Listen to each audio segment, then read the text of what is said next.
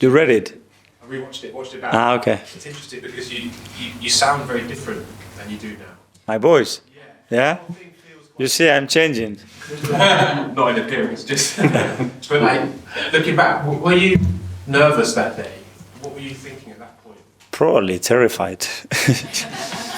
I mean, you haven't coached anybody at the highest level, and in the middle of the season, without any preparation, without really a coaching staff, you get asked to do this amazing and big job. I was looking around the people that were making that decision, and they were so convinced, So first of all, obviously, you want to respond to that trust. Obviously, I had very strong feelings towards the club. So I just wanted to make sure that I didn't disappoint anybody, that I was capable of doing it. And the only way to do it is start day by day and start to experience that, start to get close to the players, to the staff, and see, okay, this can work. You couldn't say at the time, but it was obviously a bit of a mess. Maybe they all knew that when you came in. It was difficult. It was a difficult time for the club. Yeah. Was there a moment in those first few weeks where you were like, wow, this is bigger job than I thought it was before? Yes, because there's a lot of situations that kept surprising us that it was very difficult. I mean, the COVID one brought all the kinds of stuff that make the life much more difficult. One internally, and the limitations with how we could change the squad and the staff as well. There were a lot of issues. And the other one, it was related to, we could not communicate with our supporters. So that distance was something that I was really worried about, because I could absolutely break anything before we started. But they had some patience. We started to win games and started to look better, and we had the time to shape it up and start to build what we wanted. Yes, sir. Hi. Over the 5 years, one big element that stuck out to me was the change in culture you obviously embedded in the club from when you first took over to now. It's a completely different set of values and culture. And part of that was the contract terminations with some of the older players a few years ago. How difficult was that at the time, and what did that teach you in terms of players that you were then going to bring in afterwards? Well, the first thing is understanding what is a good culture and a bad culture. And to do that, what I did is basically ask through somebody that I employed to give me their opinion of how they feel to work in this football club, whether it's players, staff, in all kind of roles, in all kind of responsibilities. And then I had a very clear picture of what they thought and how they felt about it. And it was clear that it had to be changed.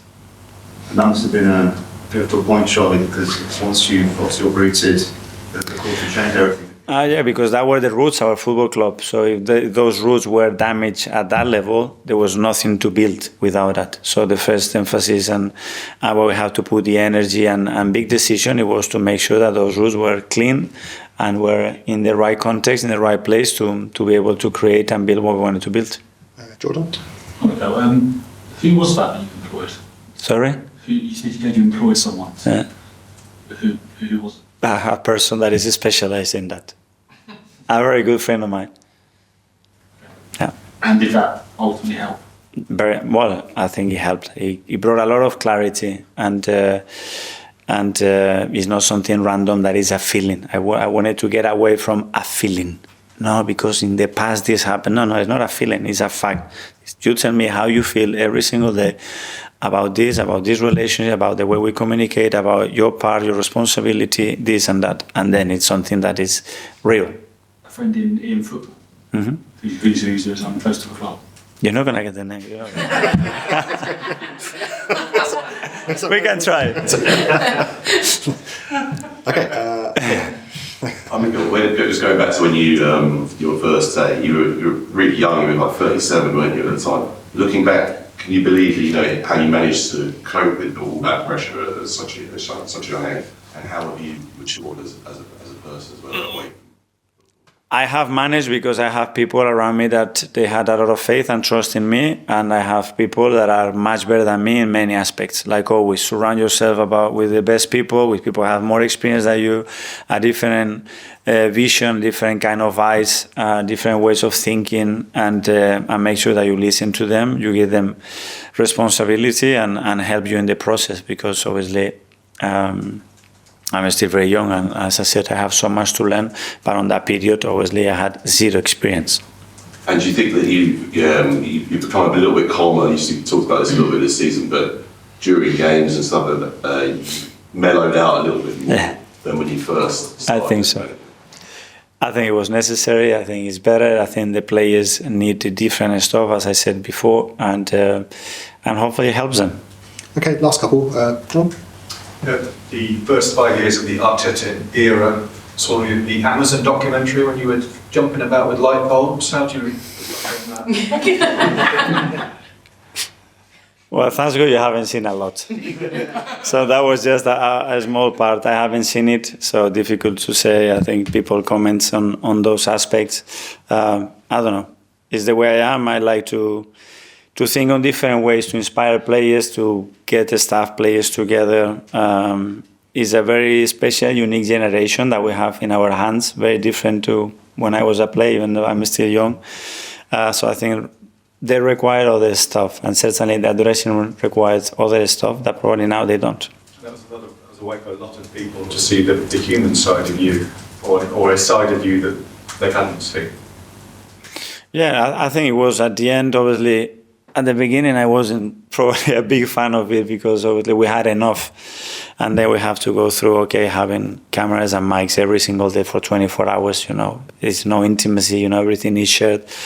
And everybody was a bit worried. I think the reflection, especially from the club's perspective, it was positive to be transparent and everybody to understand how we work, how much people cares about this club. And if that was the case, then great. Gary? Do you keep mementos, Mikel? You get mementos in the last 5 years. What would they be? Momentum. Mementos. That's like Spanish, mementos. Yeah. I have a lot, it's constantly recording. I have so many of those. The first day, honestly, it's like a dream comes true, because I really dreamed about that moment, but really realistically 3 or 4 times. And talking to my wife, my kids, I think one day it's going to happen. And when it actually happens, it's like, is it really happening? So I better enjoy it because I feel so privileged to be where I am, and I don't want to not do it because of the responsibility and what the role brings with it. Does that mean you think you may have kept you kind of reflect on? The other day you spoke about you might actually watch some of the videos from that period. I mean, we weren't really sure if you were being joking or whether actually you will do that. No, and I do that, and I have people who does that for me for sure. And because my opinion, I think my tendency is going to be looking and focusing on one thing, but I think I have to improve in many, many levels. My communication skill and the way I talk to players, decisions that I make, what decisions I make on the bench when I have time, the way we prepare things, the staff that I have around you are in the right roles. Do they feel that they can increase responsibility? My relationship with ownership support, there's so much on that job that you can get better at. So there's no limits. Will you do anything tonight at the team hotel? Sorry? Will you do anything tonight at the team hotel to mark it? To mark my thing? Tonight, yes. No, I already done the tunnel. Everybody hit me hard. So that's enough. Let's focus on the game tomorrow. And sorry, Rachel, finally Rachel Pierre. You spoke earlier about how you're constantly thinking about having the perfect manager for Arsenal Football Club. And obviously, just like there can't be a perfect football player or a perfect football club, is part of that impossible target what keeps you going? 100%. And how imperfect we are, especially, and how many areas there are still to explore and improve. And that's the beauty of this job. That is limitless. You can work 24 hours and you still have a lot of things to do. And every day is a new day, it brings you new challenges. And you open one window and it's like, wow, and it gives you energy and let's explore that one. And I love that. I love it because I have as well a lot of staff that they are exactly the same. So you get in the building and there is always that energy going on. And I think the players value that as well, because if not, it becomes a little boring and very systematic every day. Okay, everyone, thanks very much. Yeah, thank you. Thank you. Thank you.